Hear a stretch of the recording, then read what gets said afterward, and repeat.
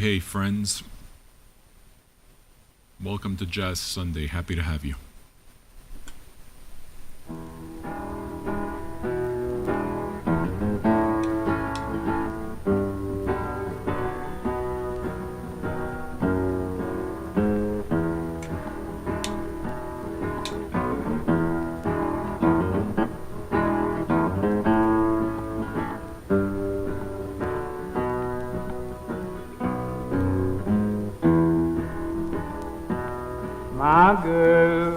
My girl, don't lie to me. Tell me, where did you sleep last night? Come on, tell me, baby. In the pond, where the sun don't ever shine. I was shivered all night too. My girl, where will you go? I'm going where the cold wind blows. Where's that, baby? In the pond, where the sun don't ever shine. I was shivered all night too. My girl, don't you lie to me. Tell me, where did you sleep last night? Come on and tell me something about it. In the pond, where the sun don't ever shine. I was shivered all night too. Shiver for me now.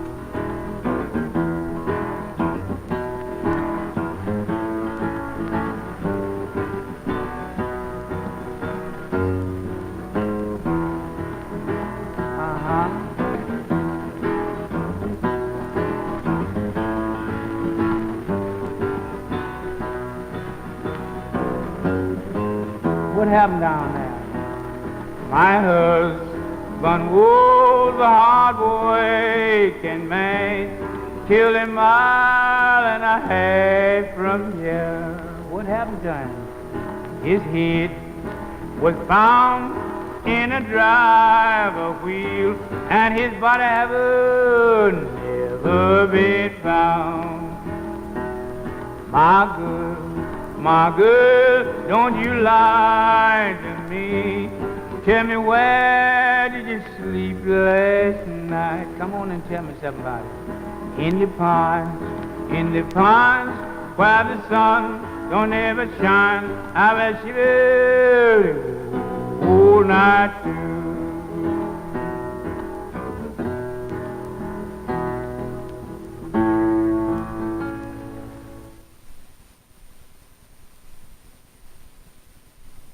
Yeah, I'm here. I'll give you another one, okay? You don't mind another Lead Belly tune, do you? Of course not.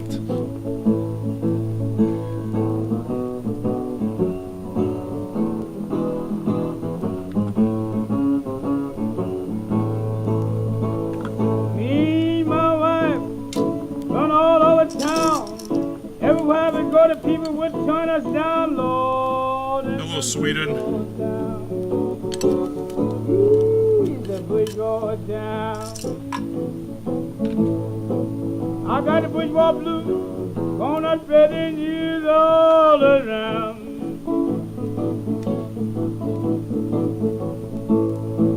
Me and Marty, we was standing upstairs. I heard a white man say, I don't want no niggas up there, Lord, he's a bourgeois man. Sup, trucker? Bourgeois town. My dude Sean's here. Darn Z, Sarah Golding,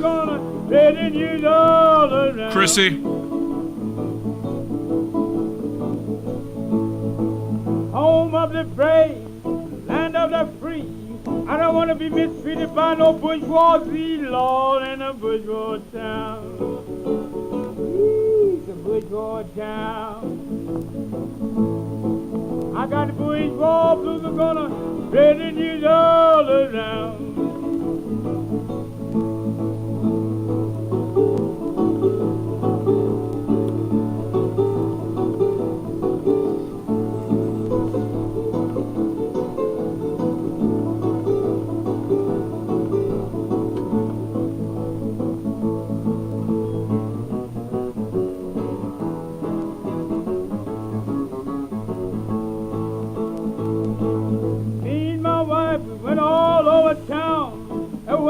colored people would turn us down, Lord, in a bourgeois town. Ooh, it's a bourgeois town.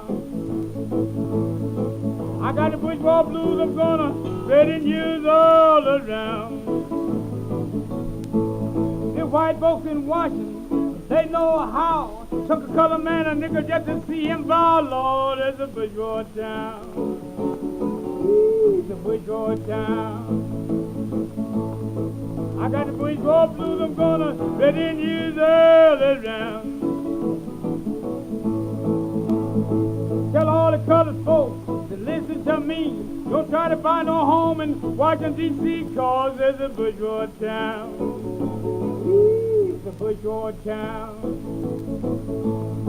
I got the bourgeois blues and I'm so gonna spread the news.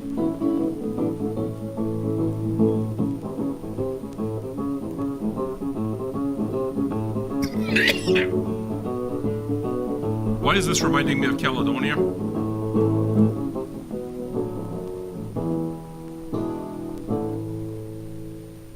Hi, folks. Happy Sunday. I hope you don't mind the extra song. Sometimes I need an extra song to kind of get everything organized, make sure that I could do this right.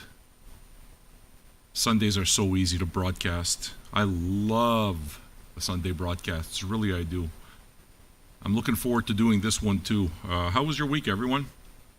Hope it was half decent. I hope that the time that you spent here, the time we spent together, was not a negative experience. I mean, I'm not expecting it to be some kind of ground-breaking, fucking life-altering aspect of your life, but hopefully it succeeds in keeping you company, keeping you in conversation, plugged in to music and art. Is it your music or your art? It can be. Depends if that's where you take the conversation, right? Me, I'm down to talk about everything. And I woke up today at in a really good mood. And the reason it is that I woke up in a good mood is that I knew what I would be doing all day. Okay, one of the reasons is that I knew that it would be the Sunday. And to me, I really enjoy broadcasting on the Sunday. I like playing the jazz and all of that. But the other big thing that I was looking forward to is the fact that I'd just completed reading How Music Works by David Byrne yesterday. That's it. Book's done. I really liked it. And talked a little bit about how I really do miss reading, and I miss that feeling of being completely plugged in, you know, the world of whatever you're reading. It's a feeling that has become more alien to me as I still read as much as I always have. However, the Internet of Things makes it that I read everything in snippets. So my attention span's dropped, and I haven't really stuck to any one thing. And the feeling that I got after reading How Music Works is an old, very familiar feeling to me. The world of books. Now, if I have to really look at it, I know that the world of books kind of happened out of necessity. Number one, because I love books and I like all of that, but also because I'm a loner. I'm a bit of a loner kind of thing in a lot of ways. Despite the fact that we just had a party at San Francisco and everything, I like my alone time a lot. And I mean, once upon a time, just that's kind of who I was, but more so, I guess. But I tried to. I thought it was wrong to want to be alone a lot. You know? I like people, I need them, but that's one of the reasons that I got into the world of books, because it was just like records, you know? A good artsy world that lit up the right parts of my brain and made me happy, or at least took away the pain. And where I'm at right now with books is, I think, almost the way I'm feeling a little bit, almost the way I was feeling with records when I started with records all over again. I've always been a music fanatic, but my connection to music in a lot of ways became diluted once I stopped buying it and started downloading it from the internet. And I think the same exact thing happened once the internet and my love of reading, or just my love of consuming information about culture and art, came into being. My attention span dropped, and I became used to fast food, literarily speaking. And you don't realize that it's happening to you. It's kind of like one of those things, it's like death by 1,000 cuts. In this case, when it comes to the internet, fucking death by several million cuts. You just watch over time parts that are important and essential to you and who you are just kind of like being hacked away. Not by any nefarious thing, but just by where life is right now. Everything moving at a speed that's not human. Everything instantaneous. Everything completely changing our expectations and completely changing our lives.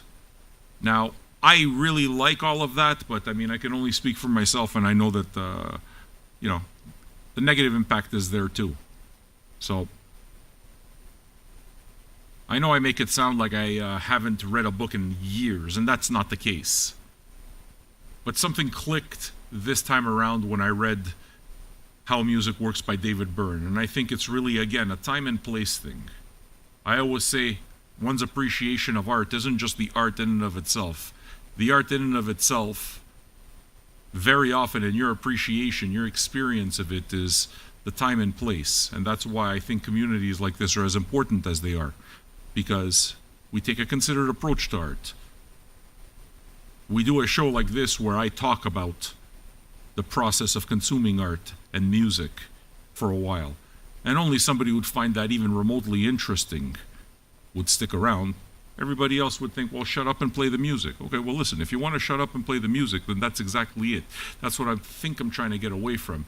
The instant gratification of things.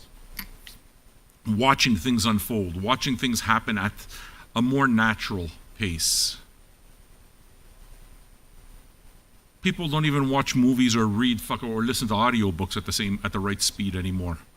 They're so in a hurry to cram everything in that they're, I know Janice listens to her audiobooks, I think, at 1.5 times speed. That's not a criticism. That's an observation. And I think because of the show, I'm at a bit of a crossroads with the show. Not a bad crossroads, an exciting crossroads for me, because I think that the best of the show is to come. I'm really excited about the next year. The crossroads I'm talking about is kind of like the same crossroads that I came to when I kind of got back into vinyl. Vinyl brought back a qualitative aspect to my love and enjoyment of music. I had to slow down. Slowing down was key. Now, obviously, I've read plenty of books over this last bunch of time, but this is the first time when I got onto that plane on San Francisco, to go to San Francisco. It's a moment in time type of thing. I already had the book, Adrian sent the book, Gladdick. I really love you, Gladdick. I think you're a really fucking good guy, and I want you to know that you've had an impact on my life in the last 2 years. So, he sent the book, and sometimes he just mails shit. And I don't even know. So, How Music Works comes through the mail. And I know that I had talked about it probably before, but came through the mail again, pretty anonymously, but the next day, later on or something, it's like, hey, did you get the book? It's like, oh, fuck, okay, you sent it. Cool, thanks. The book came exactly 2 weeks before I was supposed to leave to San Francisco. So I had already kind of like planned out that this is what was going to be my reading material while there. Okay. Now, the San Francisco thing for me is a pretty big shift because I'm operating at a different thing. I'm already beginning to kind of have a little bit of a past tense connection to the show that's been up to now for the last 717. And I'm already beginning to see where it is that I want to kind of like maybe do things a bit different. The first 717 days was about getting there, was about fucking showing up, was about the grind, was about the marathon. It was absolutely about all of that. It was absolutely about it was about making lemonade out of lemons, making the absolute fucking best out of a terrible situation and saying, fuck you. Okay? I couldn't do anything about the fact that the world was falling apart around me. People were getting sick. People I knew were dying. Couldn't do any of that. I was scared of any of this shit happening to me or my loved ones. But to me, the show was, I got to do something. And if I'm going to do something, I'm going to do it right. I'm going to do it positively. And if life kicks me in the ass, at the very fucking least, I'll take my lumps, but I'm going to kick back. That's what 717 was about for me. The fact that we went nearly the entire stretch of the gingivitis broadcasts, we're kind of almost arriving at the post-COVID thing. We're learning how to live with it and stuff like that. I'm proud. That's going to be a moment in our time that you're never going to forget and that I'm never going to forget. We are inextricably tied to COVID. But I knew that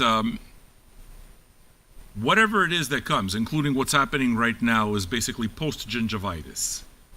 It's another thing. I knew that. They can't be the same. And I said pretty instinctively that I'm pretty sure that going down to 5 days a week is a very, very good thing. Not only for me, but I think for the show. And I still believe that.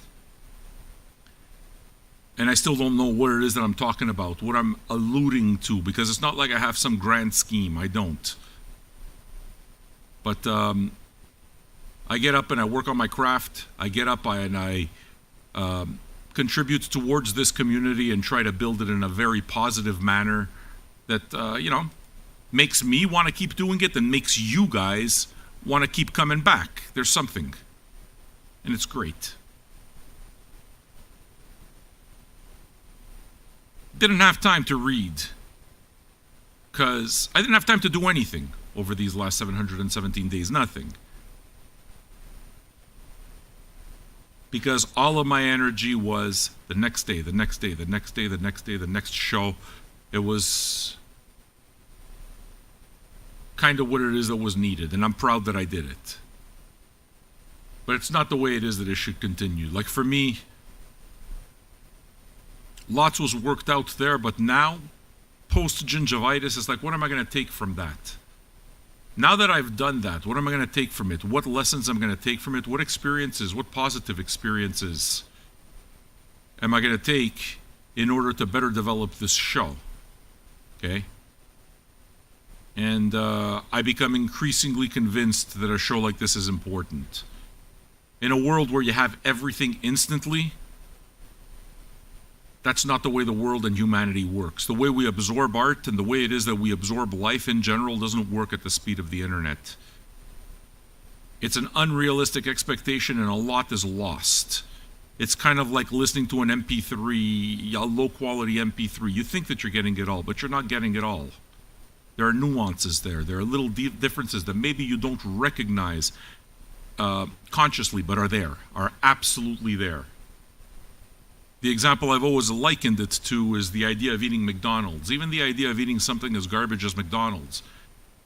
Drive-through has been a boon to so many restaurants because now you don't even have to get out of your fucking car. And a lot of us don't want to get out of our car. We don't want to go in and order something and then come back out. No. You can get it right away. Within a couple of minutes, you got a hot meal. Eat it in the car. The minute you take that meal and you drive it home and you sit down at the table and you eat it and you on a plate and you drink out of a glass and all the rest of this, automatically you're adding a qualitative experience to this. Same food, but you're adding a qualitative experience. You're slowing down. There's intent there. It's not just something that you're fucking eating, you know?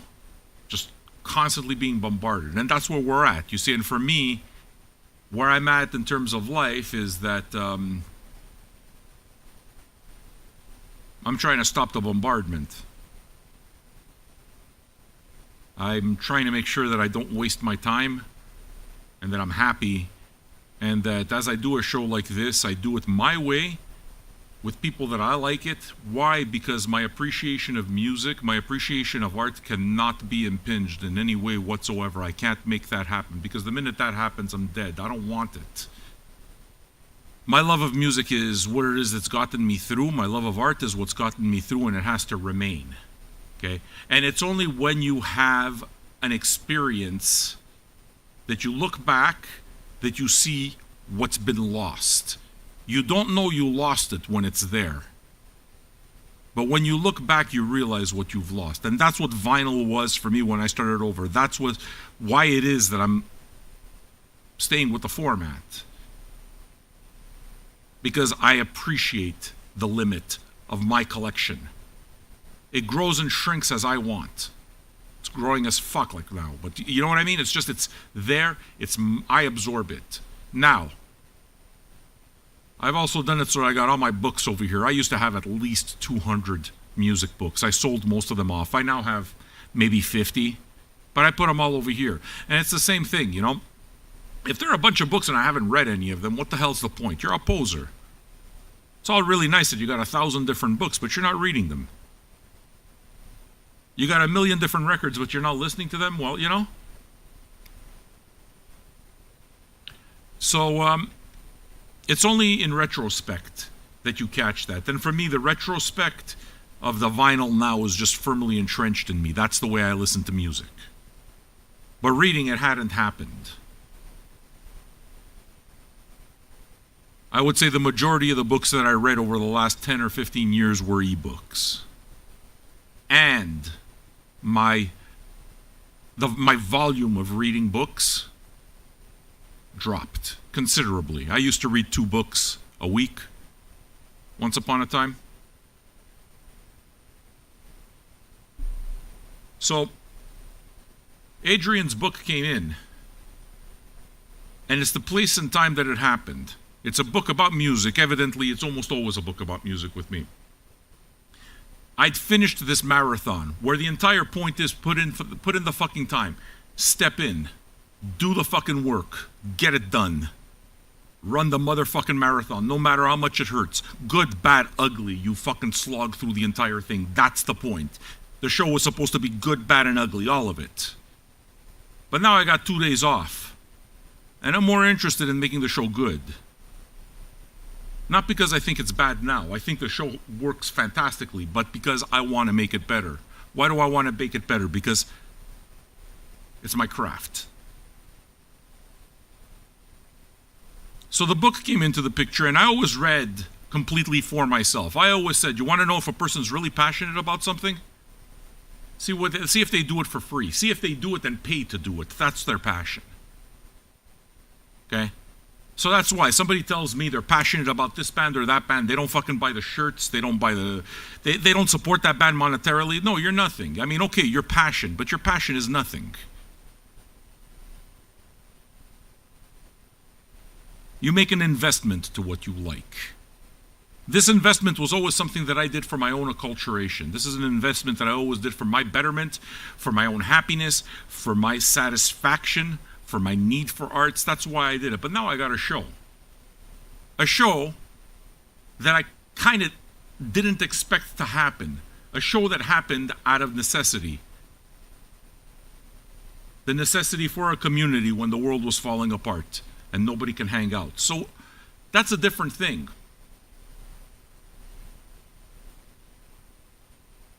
But as I started reading the book in San Francisco, as I started reading the book on the plane and finished it just yesterday and all the rest of this, I found myself talking about the book on the air, and you've heard me talk about this book quite a bit. And And it's been a bit of a frustrating experience because my thoughts aren't as clear as they used to be. They're a little bit cloudy. And it's all really nice to say, okay, it's because he's a stoner or everything. I don't think it's just because it's that. It's because my brain is out of the habit of absorbing information in that way. My brain is so accustomed to churning out a whole, just cutting out a whole lot of trash. I'm not absorbing the book the way I used to, and I miss it. But it gets to me talking about it a whole lot. Now, the question I was asked you during this time, let's say during the last week, maybe the last 2 weeks or whatever, what do you think of the bits where I talk about the books? What do you think about when I play a song and I share an anecdote with you? Because I got an anecdote for the Lead Belly tune that I played. It's coming. Okay? Because when I talk about the show changing, when I talk about the show evolving and stuff like that, I think that that's where it is that I might be going. I like talking about music. I like talking about the artists. I like talking about connecting all of these different things like I do. Connecting a bunch of different artists the way I do. See, Dubé says that it made you get the book, and it made Adrian got himself a book, and there's a bunch of others that got the book as well. Okay? Trucker went out and bought the book, so I know a bunch of you did.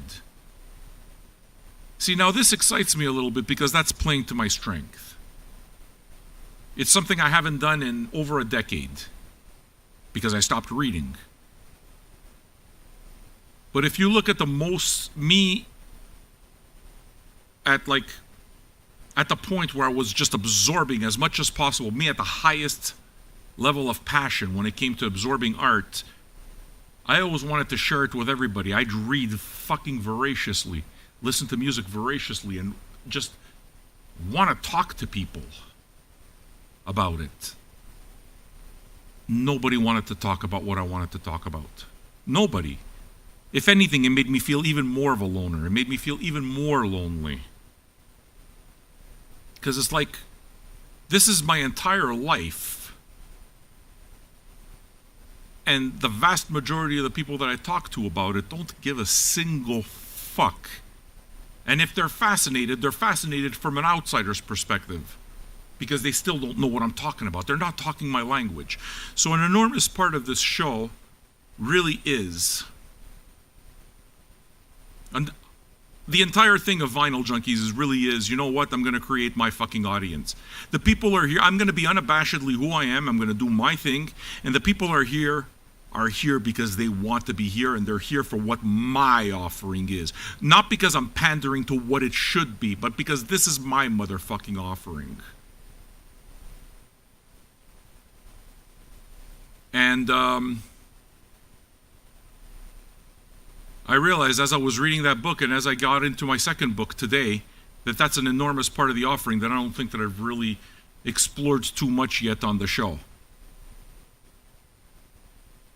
Going back to that reading brain, going back to the storyteller, going back to the connection that I have with books, the connection that I have with that type of information, and the manner in which that I think I have a somewhat natural talent at being able to churn out a tale, to tell a story, but I am not sufficiently practiced, and now I'm excited to practice it.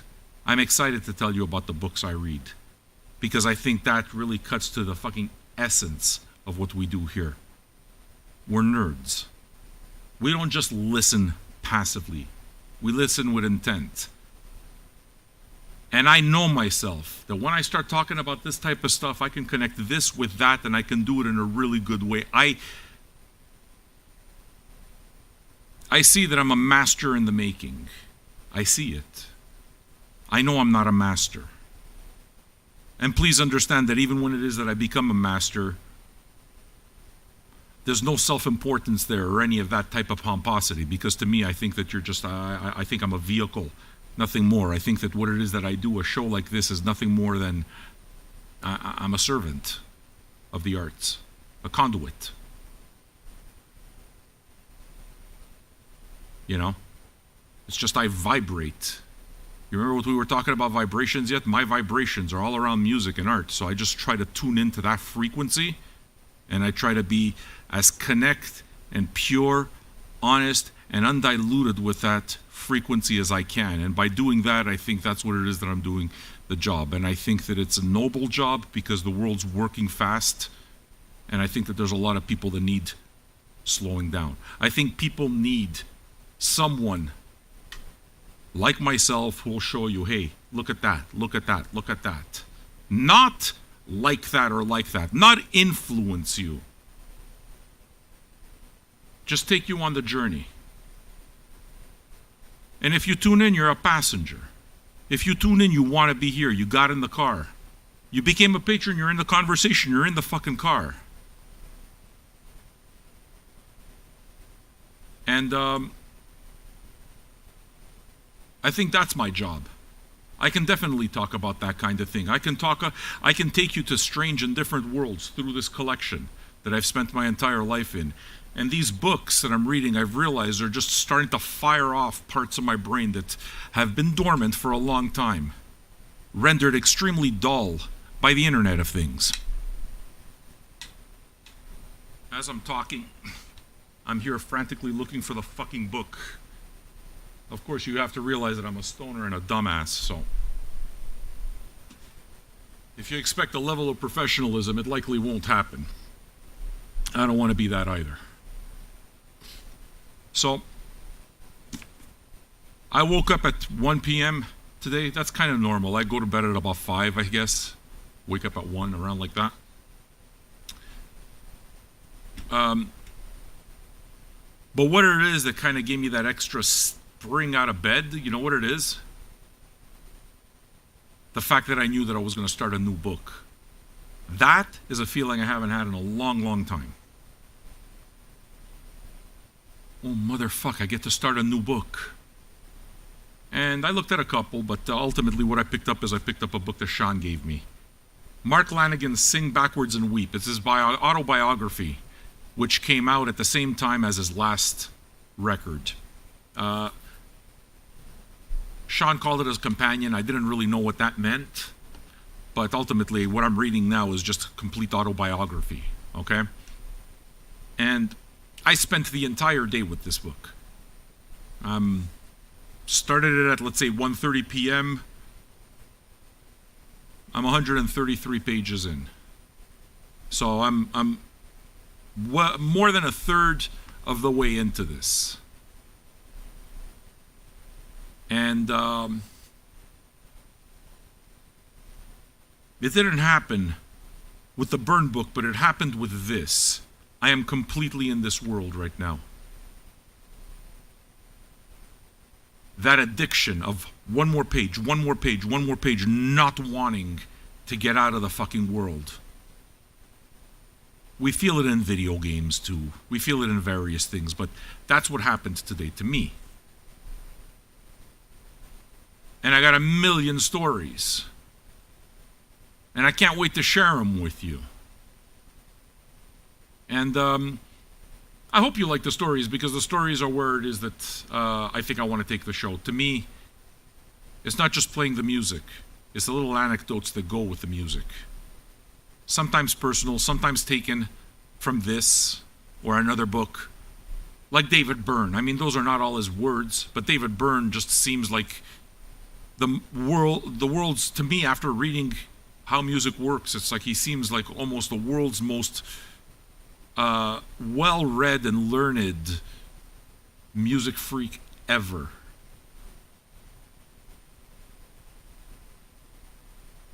And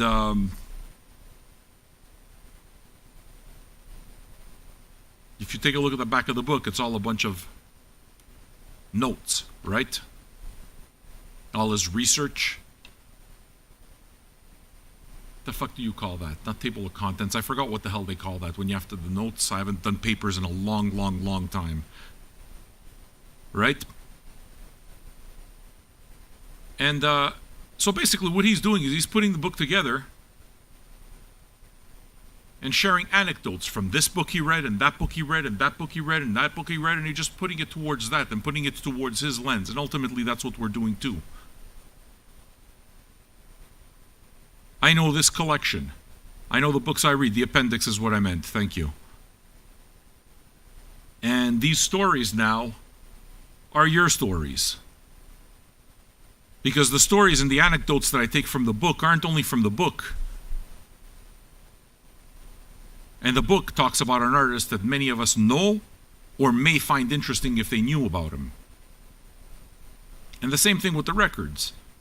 The records can become something that's either that you know, that you will love, or that you're familiar with, but it's being presented to you in a different context, with with an experience of it that's different than your own, with anecdotes,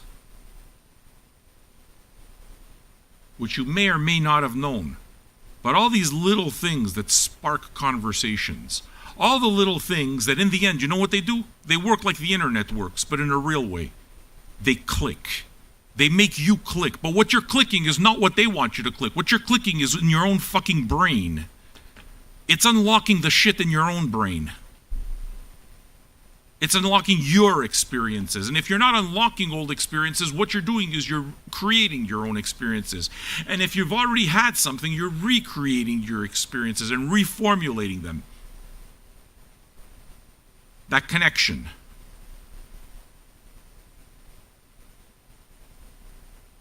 The internet killed that. I'm happy that I'm bringing it back for myself, and I think that it's going to be good for the entire show. I think that I have the audience for it, and I'm looking forward to doing it. You guys are going to be hearing a lot about the books that I read, I think. And I'm beginning to get into it. I think this is kind of like the next phase in my 10,000 hours that I need to do in order to become a professional, and that is somebody who takes the craft of storytelling properly and somebody who takes the fucking job very seriously. Does that mean I'm going to become a stick in the mud? I don't think I know how to become a stick in the mud, so likely not. But my interest is to do it proper, you know? Which leads me to the first song. Lead Belly. Where did you sleep last night? Which spaghetti western by Klaus Kinski? Is it the one of them in the mountain there in the snow? The Corbucci movie? I love the Klaus Kinski spaghetti westerns.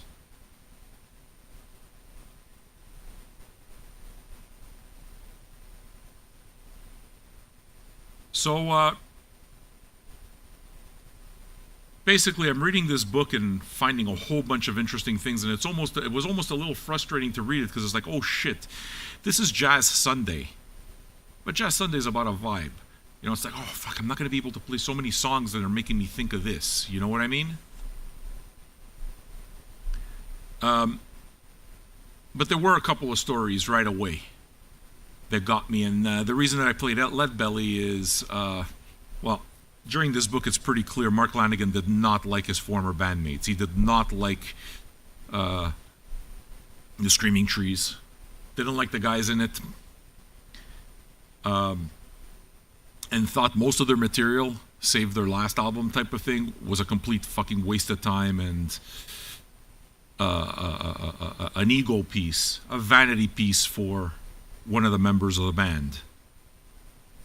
I mean, which, look, I'm fine with. To be honest with me, I'm not a big fan of the Screaming Trees. It's not my, you know. So, it was almost a relief to hear, hey, you know what? We weren't all that. Well, okay. I didn't feel it either, you know. But you hear him talk about SST Records, their first records on SST. The fact that the very first concert, the second show that they ever did together was opening up for the Wipers, Youth of America. Those of you that tune in on a regular basis caught me going on and on and on about Youth of America. Not because I didn't know the song, but anyway, if you know the show, you know. I talked about Youth of America for a bunch of reasons and played it a ton. I must have played the song Youth of America a dozen times over the last week. And so much so that Sean requested it when I put it out for request, and he bought the record. And I get it. And I talked about the same fucking records to him today, chatting, over chat and stuff. So Greg Sage is exactly who I'm going to right now. Greg Sage, I believe, the singer and guitarist, early on showed a keen interest in what's it called, in the Screaming Trees, before they signed anything, and was talking about that. And I mean, Mark Lanigan was kind of starstruck a little bit because he always loved Wipers. He loved the band, so it was cool to hear one of his heroes talk so highly about his project, So he was talking about how, he started saying how, we're going to get you, we have to get you a record contract. You're too good to stay alone, to stay unknown and all this, and gave him all of this, and set up a contract and set up a meeting that he was supposed to sign with was it Interscope? No, it's not Interscope. I don't remember the fucking label. I don't remember the label. That Mark Lanigan was just pretty much going to go straight into and take, and it was an onerous type of deal.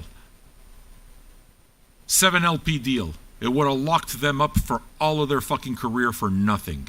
It was a deal that would have completely fucked them straight from the beginning. That very day, Greg Ginn of SST calls and offers a contract, and they wound up signing with SST.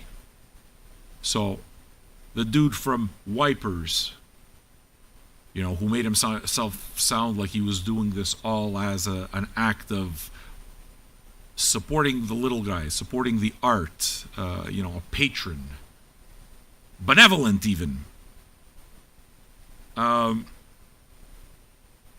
finds out he signs with SST and says, hey, come have a coffee type of thing. And Mark Lanigan didn't really want to see him, and eventually the guy gets him. Guy gets to see him at a restaurant. Singer of the Wipers is who I'm talking about. And as he gets him alone, proceeds to give him complete shit about signing the contract with SST. How the fuck dare you sign that?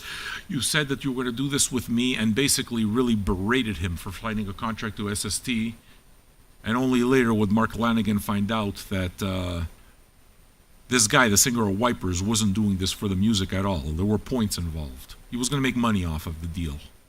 That's what this was all about. And later found out also that he was hot for the drummer or something like that, and was trying to get with him. So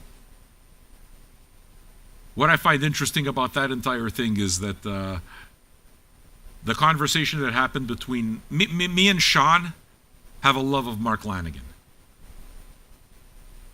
He gave me the book in San Francisco. I'm reading the book in San Francisco. Just last week, or 2 weeks ago, I talked about the Wipers and how I'm completely crazy for them, and he winds up buying the record. He winds up listening to the tune Youth of America for the first time on the show. All of this stuff with a Mark Lanigan guy. I wake up this morning, I fucking start reading the book. What do I find? One of the first stories that I wind up reading is exactly about the guy from the Wipers that we now also share, that basically tried to fuck the Screaming Trees by signing an onerous 7 LP deal. Now, those are the kind of stories that I look forward to telling you. That's what I like to do. I like putting that shit together. If you guys like what we do, we're going to get the music. The music will be there. You don't have to worry about that. If you like what we do, I see a whole bunch of you there. Welcome, welcome. I'm glad you're enjoying yourselves. Please note that everyone here in this chat knows each other. This is an online dive bar, an online meeting place, virtual dive bar, where everybody really does know each other. Now, you can listen all you want, and I'm happy to tell the stories and play the music and just share my time with you.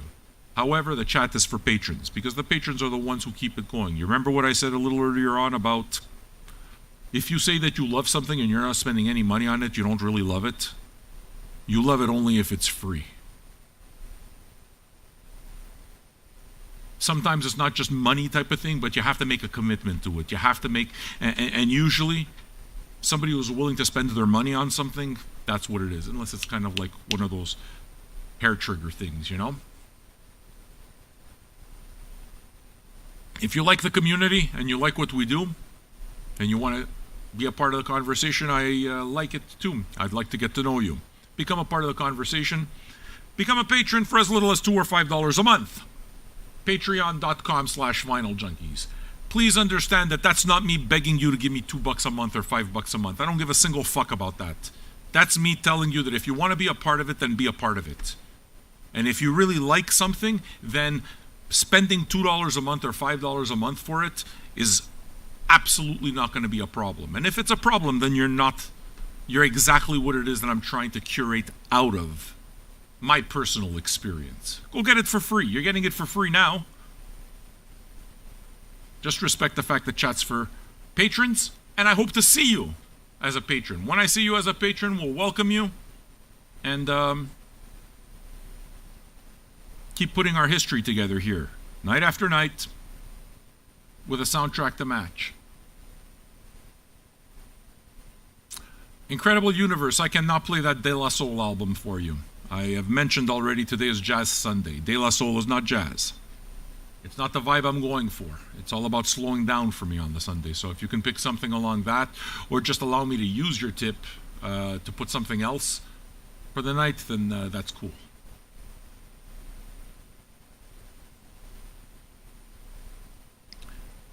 Yeah, the movie I'm thinking about, the Western I'm thinking about with Klaus Kinski is called The Great Silence, Il Gran Silenzio.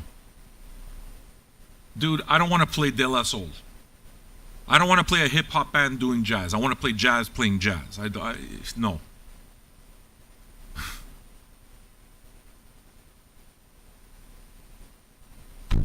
I played about an hour of hip-hop yesterday. See, the thing is that that's exactly what it's like. The whole point of it is that you get De La Soul every other day. You get Pearl Jam every other day. You get all of this stuff every other day.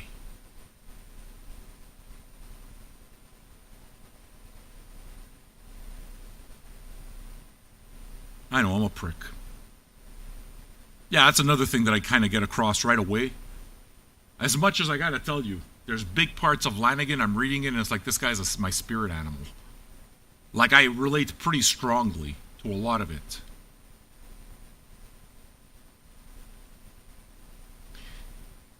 No Maceo Parker. That's right, because Maceo Parker is a funk player. It's not what Ugh. I know who Maceo... Fuck. Ugh.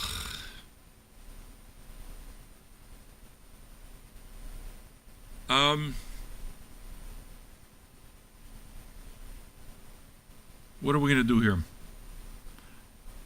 I'm going to play you a Mark Lanigan tune. Friar Wolf, are you a patron?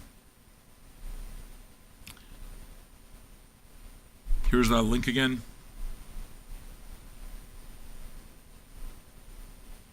So the reason I played the Leadbelly is because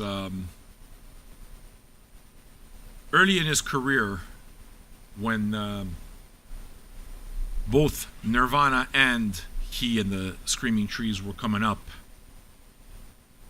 early days of Sub Pop and all of this, before Smells Like Teen Spirit, before the whole movement,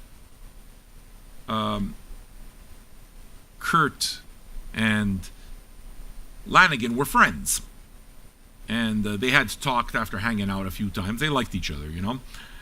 After talking a bunch of times, both of them used to like playing old blues records together, and had said that if we should collaborate together, we should write stuff together, and what we should do is we should do a cover album of old Leadbelly tunes.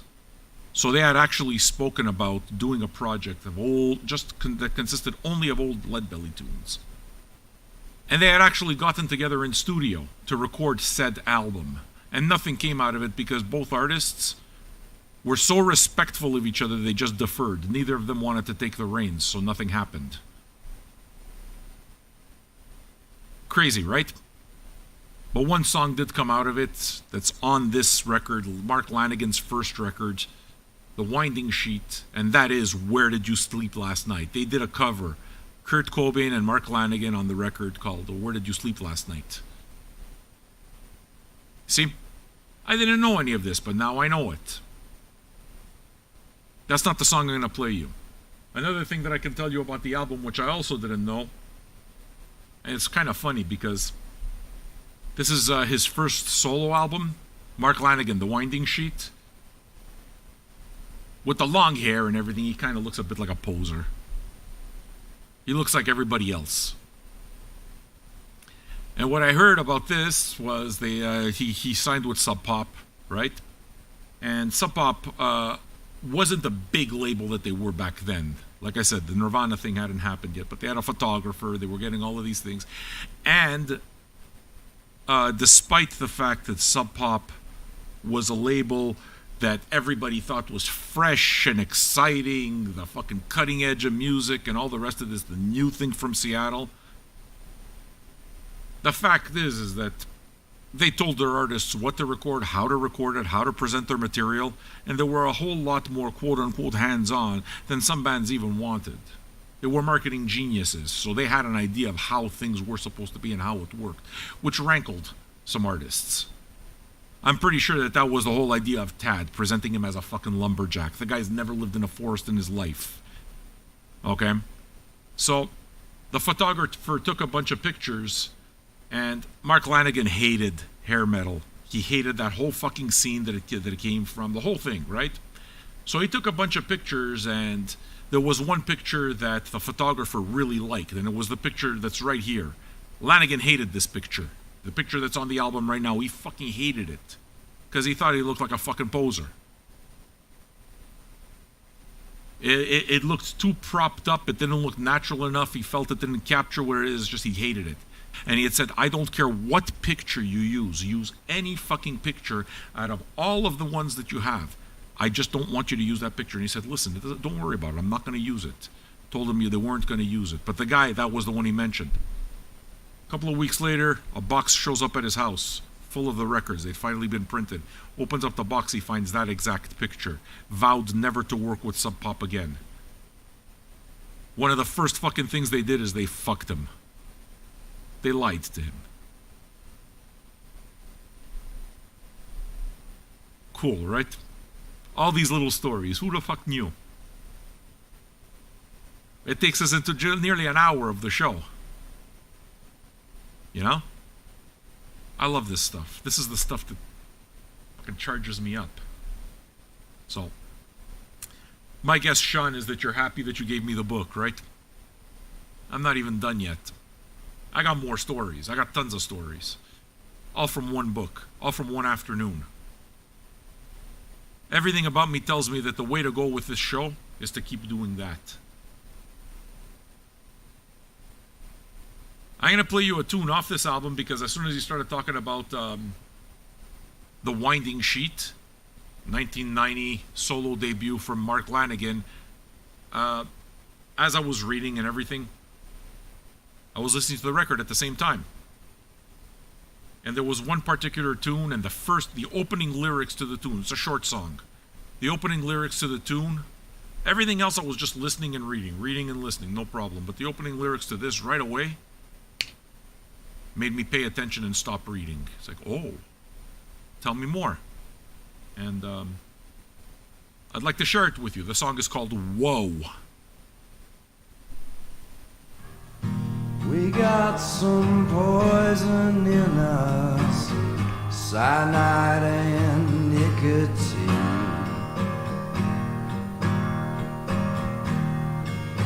More than you've ever seen, more than I can believe.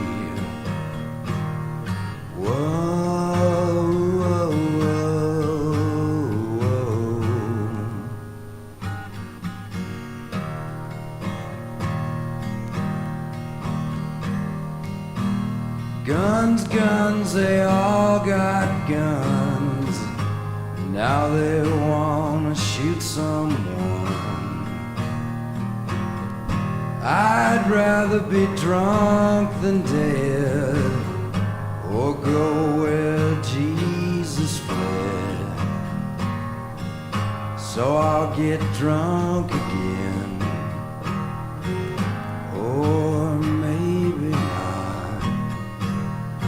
Whoa, whoa, whoa.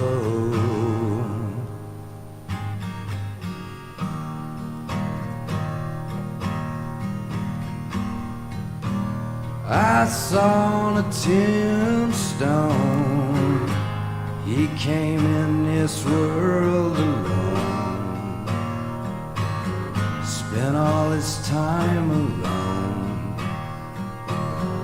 He left this life alone. Whoa, whoa, whoa, whoa.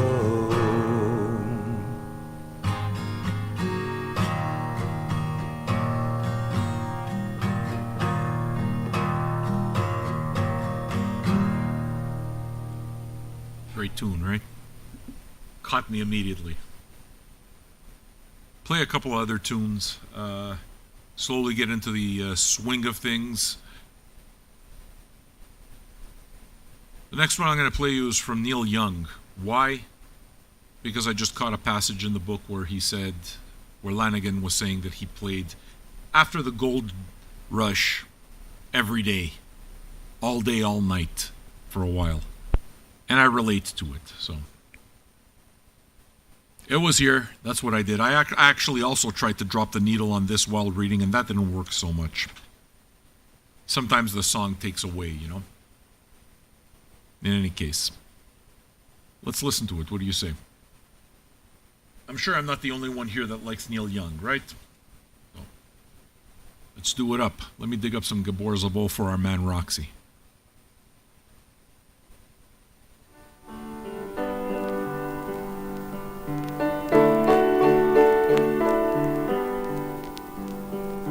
Well, I dreamed I saw the knights in armor coming, saying something about a queen. There were peasants singing and drummers drumming, and the archers split the tree. There was a fanfare blowing to the sun that was floating on the breeze. Look at Mother Nature on the run in the 1970s. Look at Mother Nature on the run in the 1970s. I was lying in a burned out basement with the full moon in my eyes. I was hoping for replacement when the sun burst through the sky. There was a band playing in my head, and I felt like getting high. I was thinking about what a friend had said. I was hoping it was a lie. Thinking about what a friend had said. I was hoping it was a lie.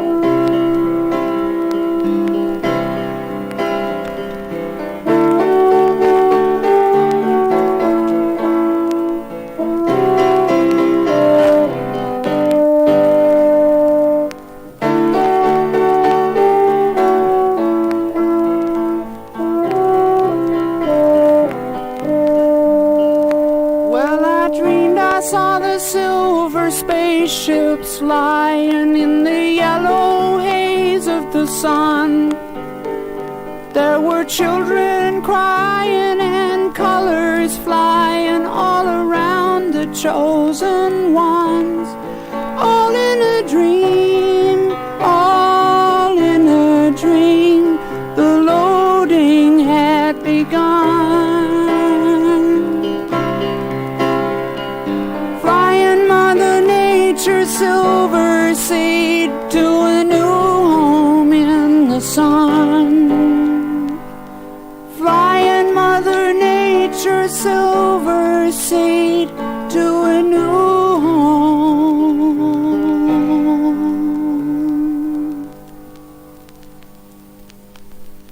Lovely, right? I love it. All right. I got a few records on deck, so we're going to get the music happening. What was this song before Neil Young? It was Mark Lanigan off his first album, The Winding Sheet. The song was called Woe. W-O-E. So good, man. When it played, like, that's the one that caught my attention, you know? And then I looked, it's like, oh, fuck, it's such a short song. I was almost sad at the fact that it was a short tune. I mean, I'll play you the Where Did You Sleep Last Night another time. It's a bit too, it rocks a little bit, you know? Not terribly, but it rocks a little bit, so I'm going to keep it for another night.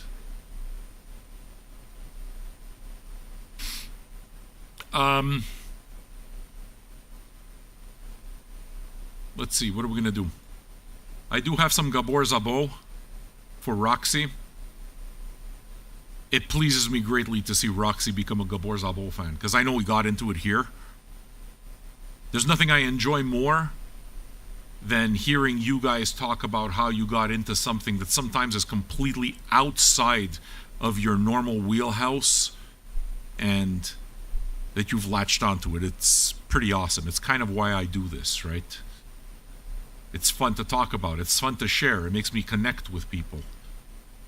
So much so that I've told Roxy and Uma that I'm going to be fucking with them sometime next year. We got to plan we got to plan a trip in Minneapolis. It'll happen. They may regret having said, yeah, come over, though. I don't think so. We've hung out. They know what I'm about.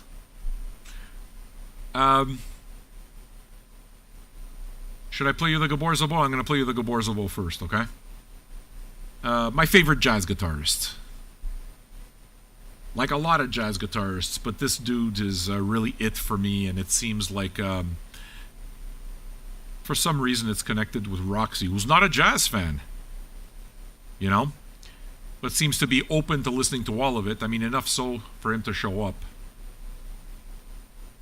Roxy bought her first, not Roxy, Uma bought her first Bob James record. I'm so proud. So we're going to listen to some Gabor Szabo, a record he did on the CTI Records label called Rambler. My cover's a little bit water damaged, but that doesn't really matter. You did not fucking buy Bob James 3, did you? I told her that she should buy the first 3 Bob James records, and I think she said that there was the first one available for $30 and she let it pass. One day she might realize what she let pass. Maybe we'll play some in reminder. Torture her, you know? You know that torture that we're all familiar with? Where you leave a record behind, and then it gets snatched up and you never see it again, and it fucking drives you crazy for the rest of your life? Oh, you don't know that? Keep collecting records. I promise you'll get to know that feeling.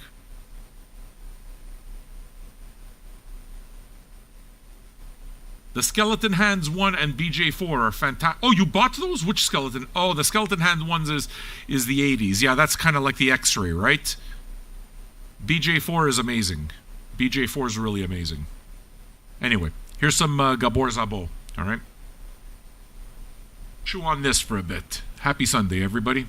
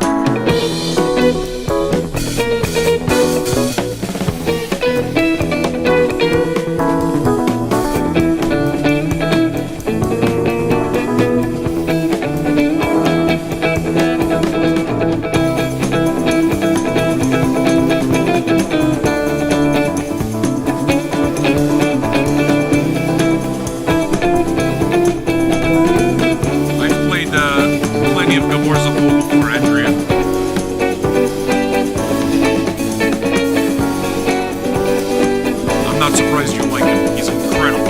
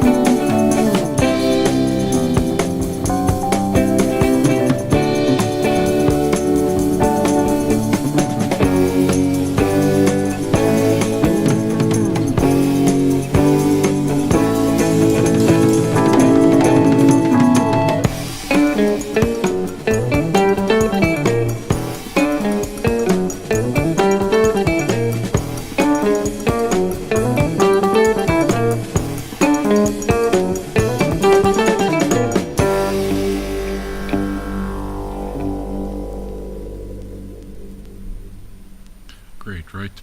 Yes, Andrea Cannon. There's no doubt about the fact that you've heard of Gabor Szabo. I know that you like to tune in on the Sundays. I play him on the regular. He's a favorite of the listeners, and he's one of my favorites too. So, a regular go-to. Depends on which album, though. So, you say, hey, I've never heard this particular one. Yeah, it's because I got a lot of Gabor Szabo records. And I will be getting each and every one of them at some point or another.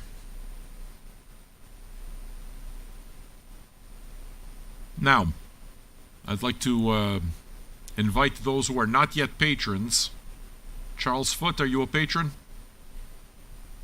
To go ahead and do that if they like the community enough to want to be a part of it. Please understand that the patronage to me is a gesture. And if you're not willing to make the gesture, I'm not willing to have a conversation with you. I want to know the people that I'm having a conversation with, and the people I want to have a conversation with are community-minded and actually value this. So, if you like what we do, become a patron, please. Patreon.com/Vinyl Junkies. You can become a patron for literally whatever you can afford per month. But the act matters. It's not besides the point. I would say it's the starting point. I'm not for this entire expectation of free thing. The internet has completely warped people's expectations of what art and work is, and I'm not down with it. They're allowed to do it if they want, and they can think that way, but not on my channel. Yeah. Art is work. Musicians, artists, creative people, they all got bills. So, think of it this way, Charles Foote. You're in a bar right now, okay? You're in a dive bar. Every single person in this dive bar paid the cover charge. And they all know each other. The cover charge, how much is it? $2 or $5 a month. Literally whatever you can afford. Everybody knows each other here. Everybody.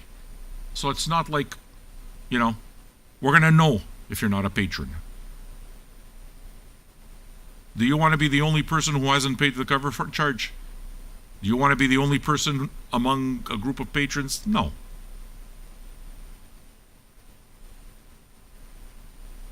I understand you can get something free. You can get something free every other place. Okay. In which case, please respect the fact that this is for patrons. That's what I need you to respect.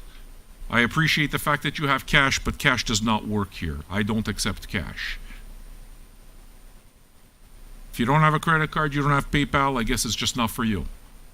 That's it. I'll be happy to keep playing the music for you, though. So guess what? You lucked out. You're getting it for free. Just respect the fact that everybody, and respect everybody else, too. They're all patrons. That's the deal, dude. Why? Because we all got to make a living, all of us. And if I just let it be for free, you know what happens? There's 1 million people who are ready to call themselves my biggest fans that are ready to take it for free. And when it becomes so fucking good that you give it away, but you can't pay your bills because everyone's getting it for free. And the minute it is that you ask them to put up $2, all of a sudden they're not your best friends anymore. They're your best friends when it's free, though. And when all of a sudden they can't go forward anymore, they're the first ones to say, it was such a shame. I was such a big fan. You weren't a fucking fan. You weren't. It's something that it's just another distraction that entertained you on the internet for free. That's it. Now, if that's what I am, I'm good. I'm really happy with being that distraction. I am. Just, if you say that you're such a fan, then respect me, right? Respect the fact that even the shittiest dive bar, they got bills. Thank you. Gabagool is here. I'll make sure I do you right, Gabagool. I always try. I hope that you're doing well. It's been a little while, and I miss you. Too bad we didn't get to catch each other in San Francisco. I was really hoping that I'd be able to catch you. So, probably this week, for the first time ever in my life, I've had not one but two discussions about Charles Lloyd. I'm pretty sure that I've never talked about Charles Lloyd before. Certainly not in any recent memory. All of a sudden I'm having two different conversations with about Charles Lloyd. He's a Blue Note artist, recently put out a box set, but this is how it is that I got to know him. This is a record, I believe, from '66. It's a live record, which features him on the tenor sax and flute, Keith Jarrett on piano, Cecil McBee, great bass player, and Jack DeJohnette on drums. What I'll do is I'm going to play you the song that he is most known for, which is Forest Flower. I'll play you the first part, okay? Sunrise. I hope you enjoy it.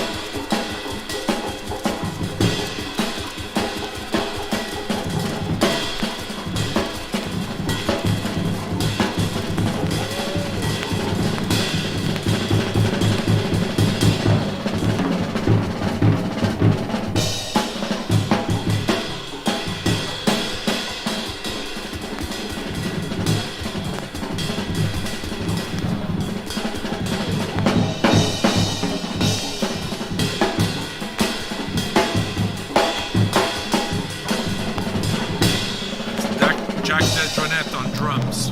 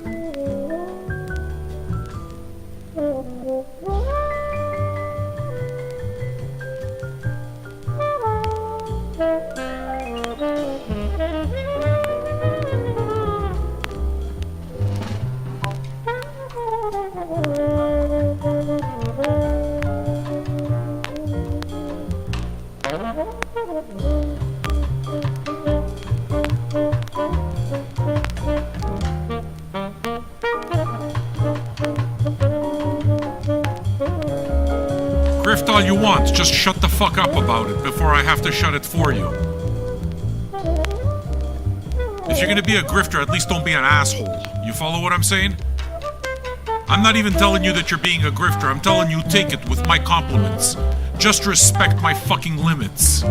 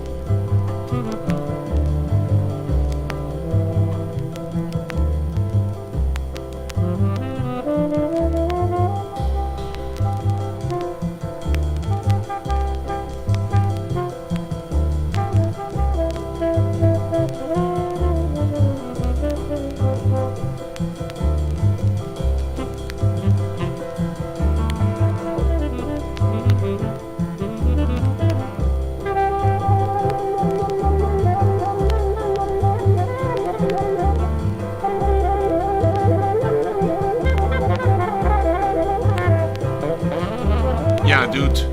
Incredible, without any doubt, I'll do that for you. You know it's not personal, man, you know that. I fucking love De La Soul. I'll definitely play you some Sunrealm.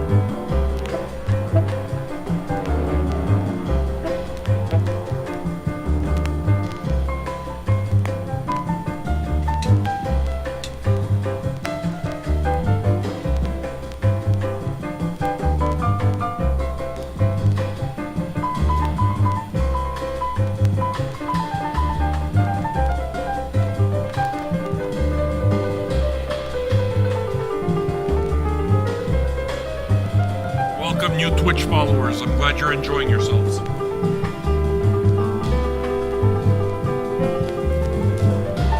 I picked out something good for you, Incredible Universe. Lanquidity, great record.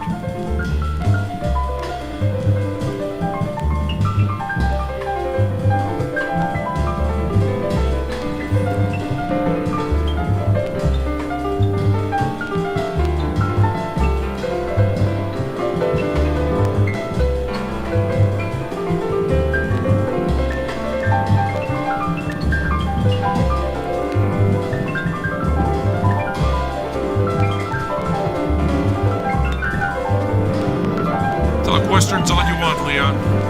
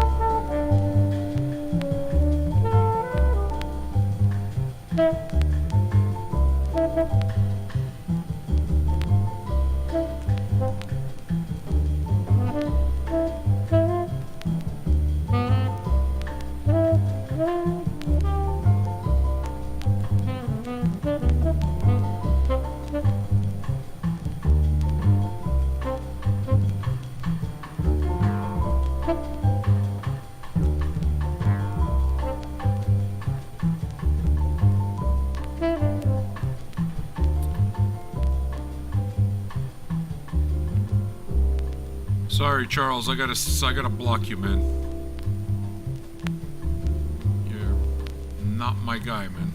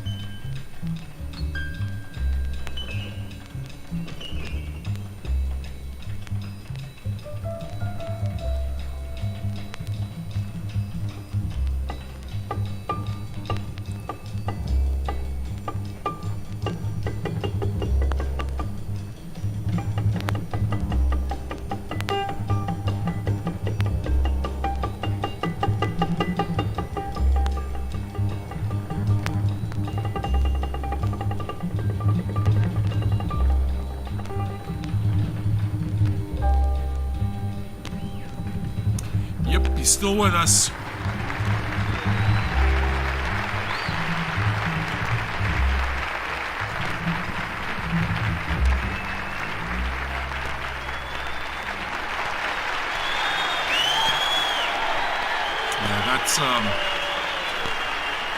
That's the piece that he was most known for, Forest Flower. I wound up playing both parts of it, which took up the entire album side. On the other hand, it's a Sunday, right? One of the reasons I like the Sunday is to slow down and be able to stretch out if that's what I want to do. You know? I hope you guys are enjoying it up to now. I know that I certainly am. What do we have on deck? Something from the Atlantic, actually something from the Columbia catalog. An all-timer. I'm going to play you some Errol Gardner, which was requested by...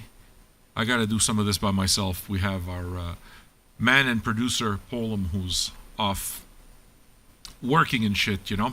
So he can't be with us tonight. We'll get her done, though. Jared Toons wants some Errol Gardner. This is one of the first and one of the most successful early quote-unquote jazz records. Not too hard to find either. And actually not expensive.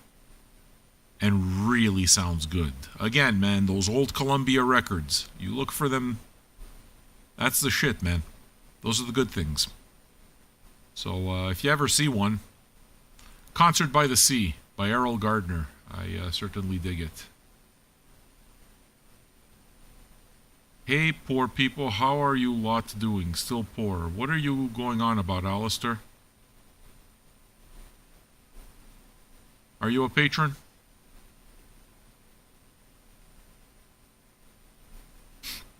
Yeah, you bought it for $5. Yeah, it's one of those things. I think I got mine for free. It came with a collection. But don't let popular opinion lead you in one direction or another. What's cool today is not cool tomorrow. You know?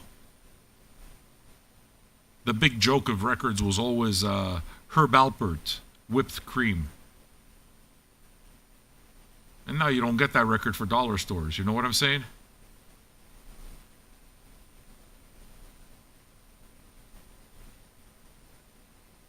So, why don't we give Errol Gardner a listen and have a bit of fun.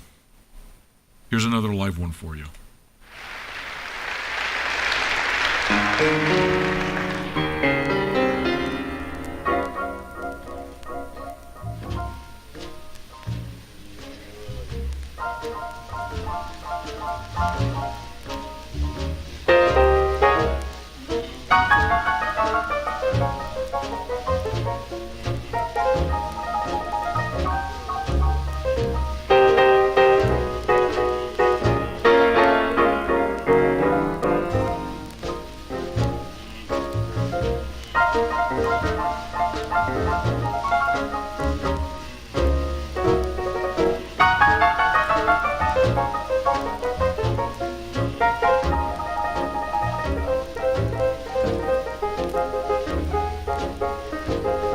Yeah, this is definitely like early Ahmad Jamal. I can see what you mean by that.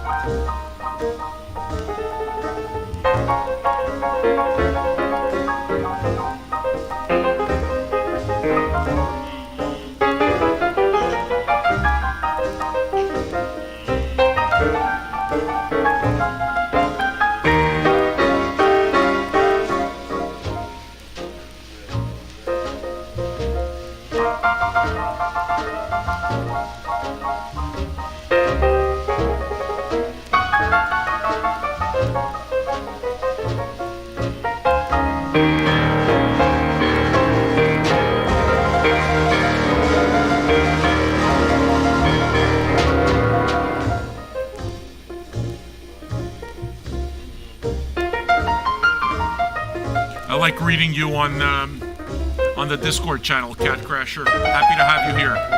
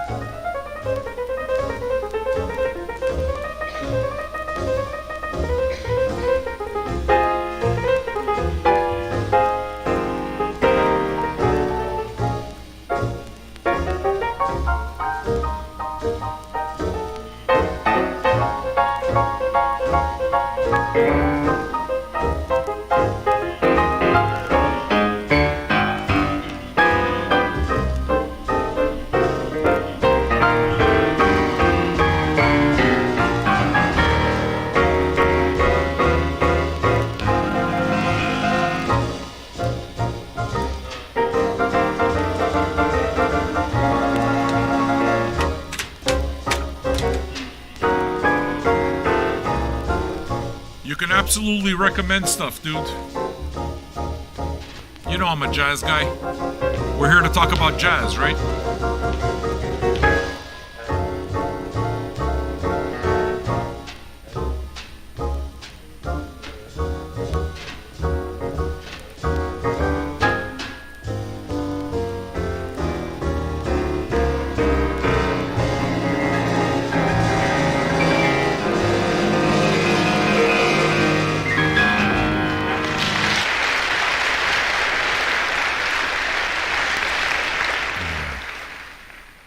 I'm very much a fan of really bad movies.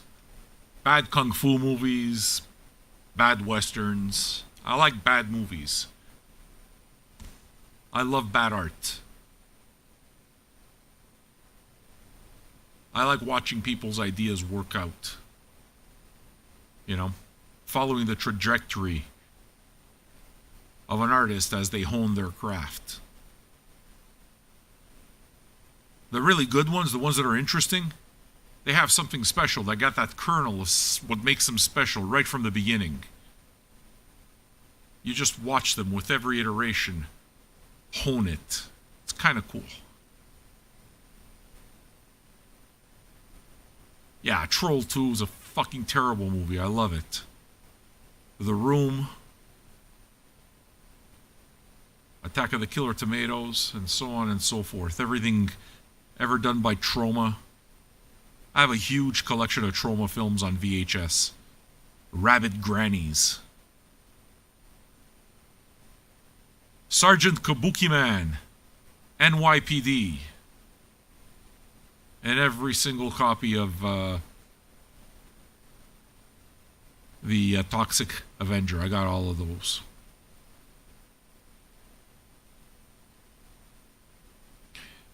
Hey, Stevies. New here?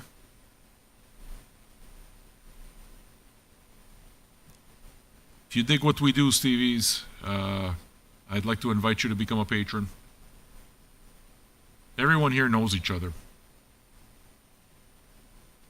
Listen to the show as much as you want. I'm pretty damn cool with that. However, the chat is for patrons, alright? So, if you decide that you dig what we do and you decide that you're coming in and would like to be a part of the conversation, we look forward to having you as part of a conversation and getting to know you just like we know every other patron that's here. Become a patron for as little as $2 or $5 a month at patreon.com/vinyljunkies. That's not me throwing you out, buddy. If anything, I know. If you really like it, I mean, if it's not worth it to you, then it's fine. But if you really like it, you'll become a patron. That's generally the way it works. And you know what winds up happening? The ones who really want to be here and actually appreciate the whole thing stick around. And the trolls get bored pretty quickly and we get rid of them. And what you're left with is not a garbage experience like you have on the internet, but an experience that's surprisingly personal and intimate, even on something as imperfect as the internet. It works, it does, man. So, it's worth it for me to have to deal with a couple of douchebags if it means that you find one of the real ones. The real ones are the ones that you want. Those are the only ones that count. Millions and millions and millions and millions. We've already seen the internet. That doesn't mean a damn thing. I'm not going to live in that world. I want to have real connections with people who really want to be here. Anybody who wants to be at my party and hang out with me is going to bring a bag of chips to my party. You know what I mean? All right. Sun Ra is what we're going to get instead of De La Soul. Incredible Universe. Wanted some De La That was jazzy, and I get it, dude. I do. It's just, it's not in my head. I think you know me long enough. It's not my vibe right now. Because I could play Far Side, I could play a whole lot of jazzy stuff, and you're right. It's not like I don't understand that you're right. It's just I don't want to go there. You know what I mean? You always bring something, Duval. Always. Happy to have you, too. You know that. You don't have to show up every day. It doesn't matter. You guys have seen, even if you're gone a month, you come back, I remember who you are. We're happy to have you. It's awesome. You're family here. I mean it, at least during the time that we spent together. You can't do that if you just let anybody in. You can't. You know why? Because those anybodies that come in, if they're not willing to do the same thing that all the rest of you did, they don't give a shit either. So they don't have that thing of us, you know what? I don't want to ruin the experience for everybody because they don't give a shit. They're not invested in the experience. This social experiment of mine, it works. It does. I'm telling you, man. So, the record I'm going to play for you is Sun Ra, Languidity. The reason I picked this particular record is because it's been recently reissued and is therefore available if you decide that you want to pick it up. This was really reissued on the Strut label, which is readily available, a label out of the UK, and it's a fairly cheap compilation. Now I have 2 copies of this. Reason being, I bought the album and then I saw that the box set was coming out that had like a bunch of unreleased stuff, and I'm a Sun Ra nerd, and it wasn't expensive, so I had to buy it, and I wound up with a second copy of Languidity. Now, I'll let you in on a little secret, Roxy. That copy, my original copy of Languidity that I had, was supposed to go to you. I don't know what happened to it. It's somewhere here. I forgot to bring it with me or something, but I don't know what happened to my second copy of Languidity. The reason it is that I wanted to give it to Roxy is because, like I said, Roxy's he's a newbie when it comes to jazz kind of thing. But he seems like he latches on to certain things, and I like that. And he latched on, one of the first things he latched onto was Sun Ra Languidity. So it's like, hey, if he latched onto it already, I'm gonna give him his copy. It didn't come to be, but I figured that knowing what I think I know about you now, Roxy, you probably at least appreciate the sentiment. And it's not like I didn't give you anything else, right? Who gave you your first Diodato record? Ah, fucking right.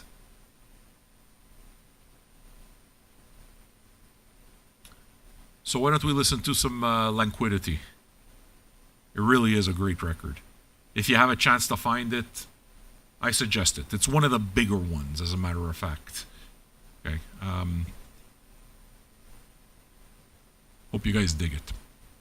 Oh, and what I'm going to do, Gabagool, you're still with us? You know how much I miss you? I was sad that I wasn't able to see you in San Francisco. That's not me trying to make you feel bad. Not at all. Shit happens. You know, people do what they can, but I would have loved to just give you a big hug and connected with you. You're important to me. You're important to this community. Don't ever think that you're not. You don't have to show up every day. When you show up, everyone knows who you are. You're an important part of the community. I want you to never forget that.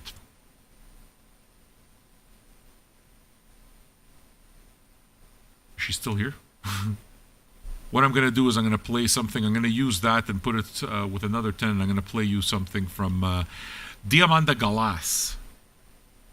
Yeah, seeing Gab would have been fucking amazing. Seeing Gab, Kabagol, what's it called? Candita. Jits. Doesn't happen sometimes, you know? Doesn't matter. There'll be other trips. Maybe when we're in Minneapolis, they'll all wind up at your house. Careful what you ask for there, Uma.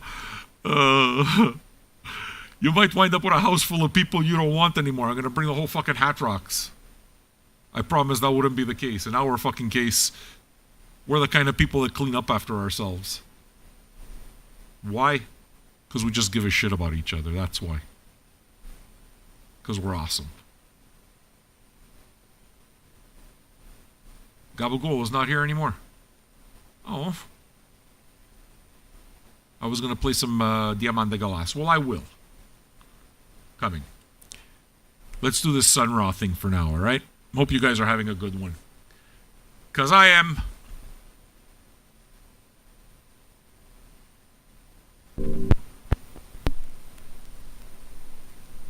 Oh, that's good too. Oh, and I'm going to play some low for you.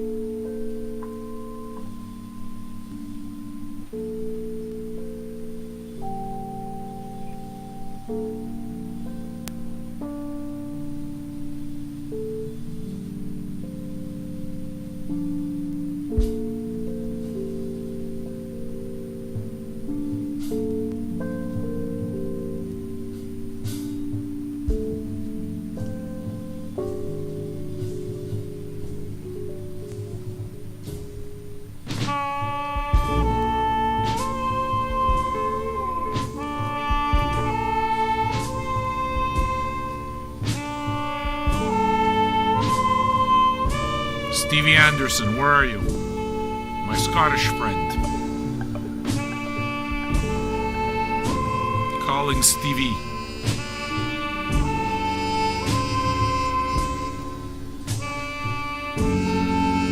How you doing, Stevie? I'd like to welcome you. I'm glad that you're enjoying yourself. I'm glad that you decided to step up. You could have gotten it for free, but instead, you decided to support our thing. I hope that you enjoy it, and I hope to see you here often, and I look forward to getting to know you. You're patron number 763, friend. Welcome.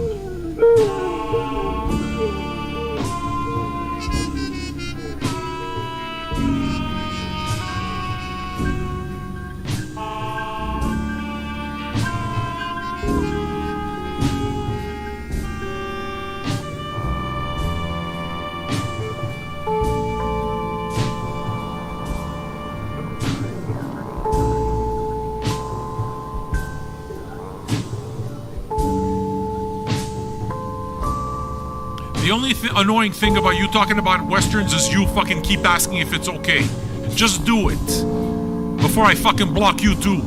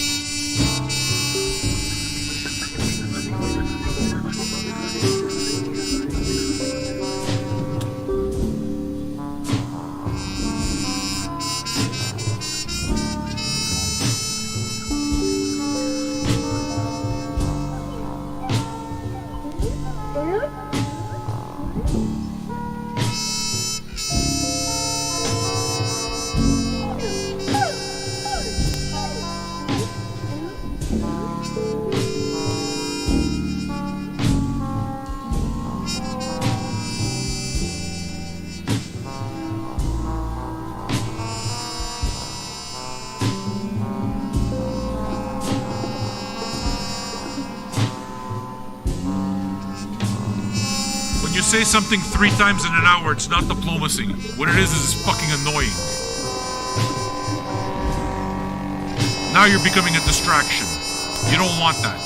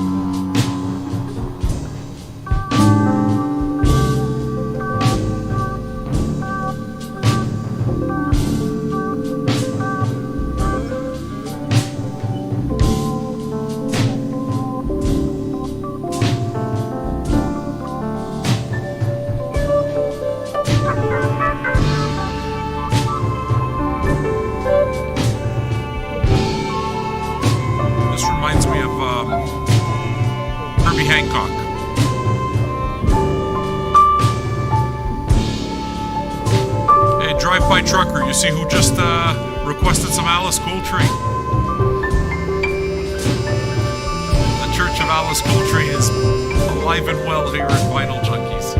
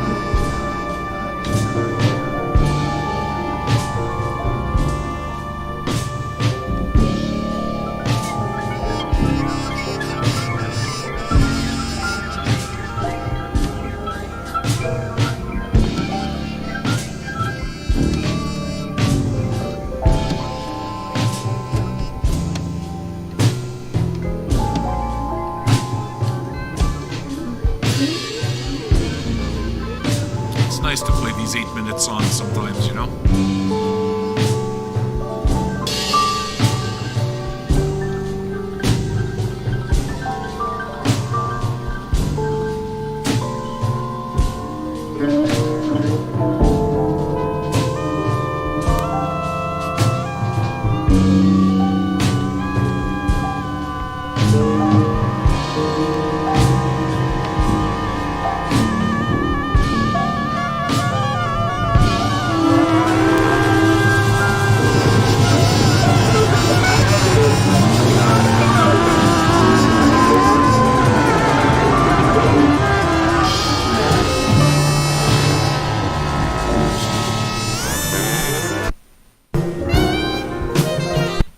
That's pretty funny. It's supposed to be on 45. How about we listen to it on 45? I'm okay if you're okay. I don't feel that bad. John Peel used to mix up the speeds on the regular.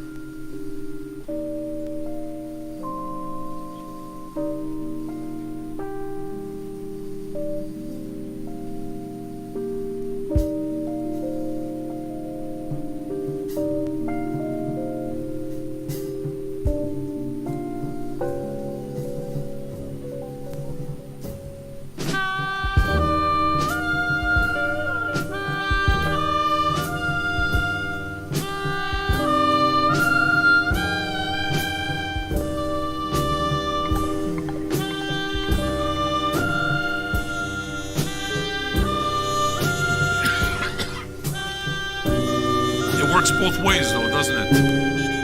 If somebody wouldn't have mentioned the speed, I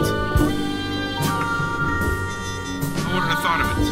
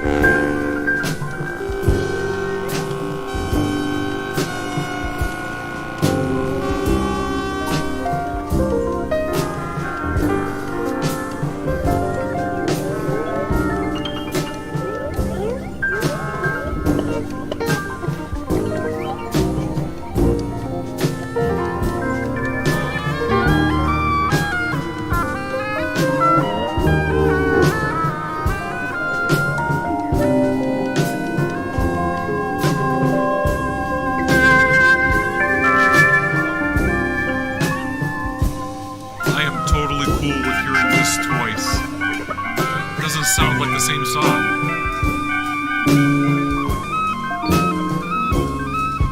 Or I'm not vibing the same way to it.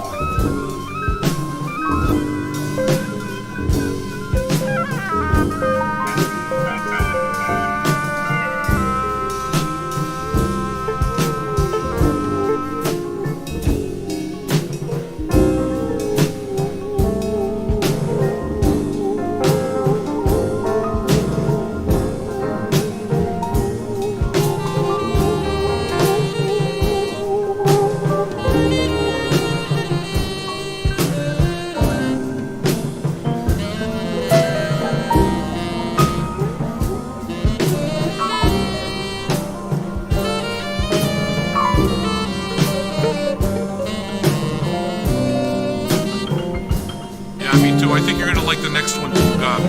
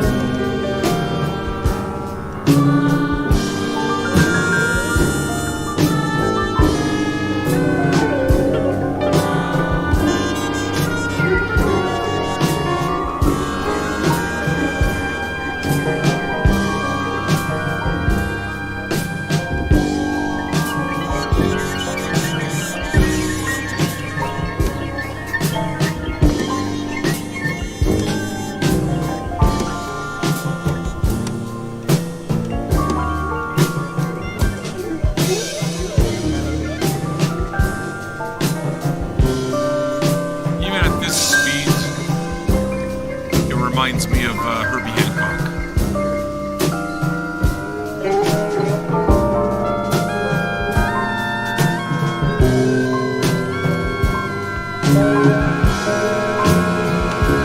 Have you ever heard the soundtrack to Death Wish?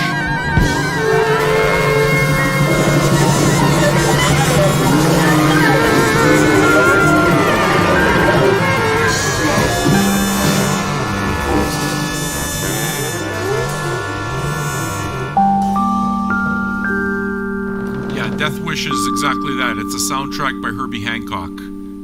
The opening track kind of reminds me of this. It's a longish song. It's like a 10-minute song or something. If anybody wants to hear it, it's put up $15 and I'll play it for you. Herbie Hancock doing this kind of similar stuff. More upbeat though. But if you haven't heard Herbie Hancock's soundtrack to Death Wish, you want to. It's fucking good. It really is. It's one of my most played Herbie Hancock records. So,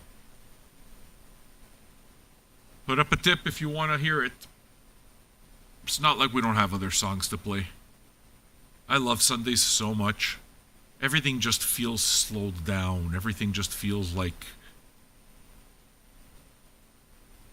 this, we're all kind of plugging in, bro. We're all kind of like operating at a slower frequency, almost recharging our battery. And I like that. I think that's what it's about for me on Sunday, just vibrating at a different frequency. At a slower frequency. I need it.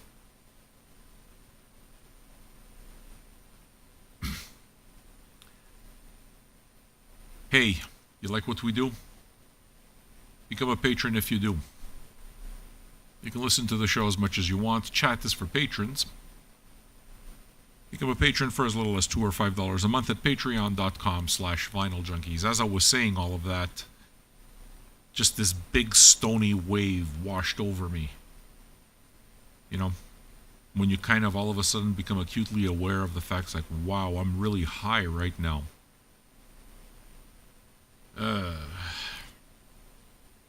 It's medicine, it works.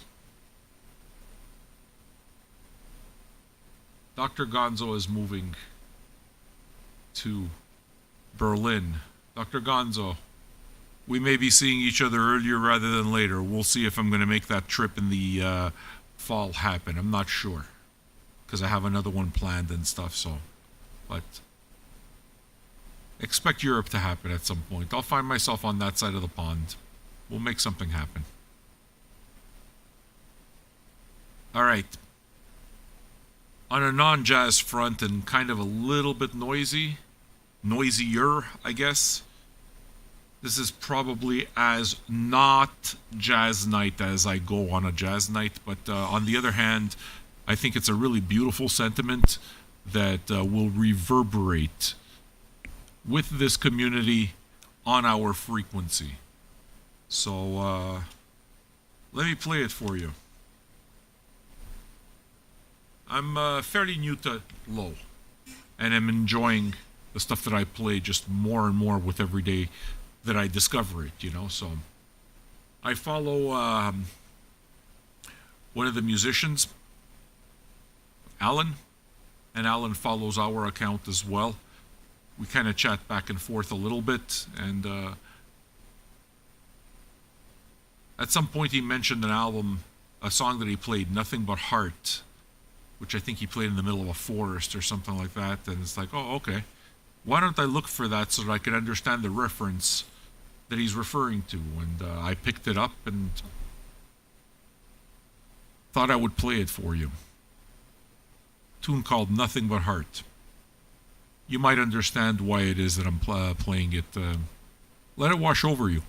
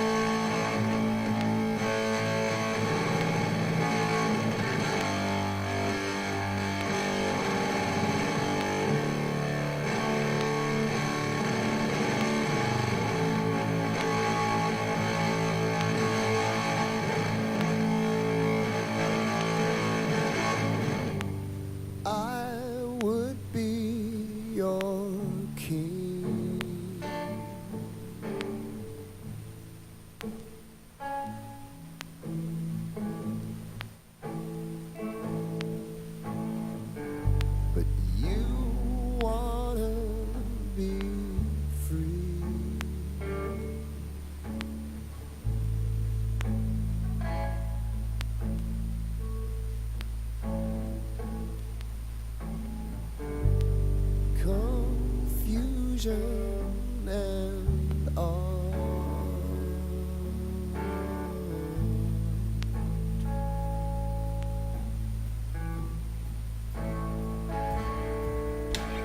Mulatua stat cake. I'm nothing but heart. Can I get you a song? Check the archive. Plenty to choose from. Or if you want me to choose something or want me to suggest something to you, put up a tip and I'll do you up.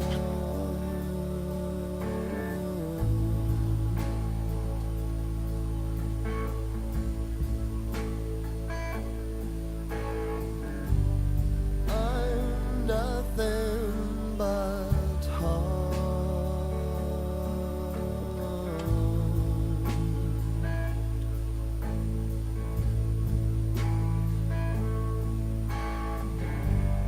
I'm nothing but heart.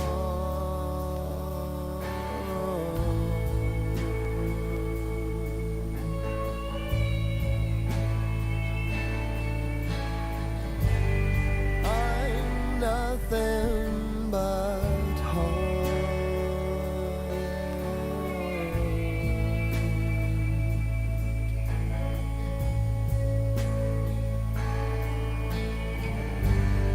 I'm nothing but heart.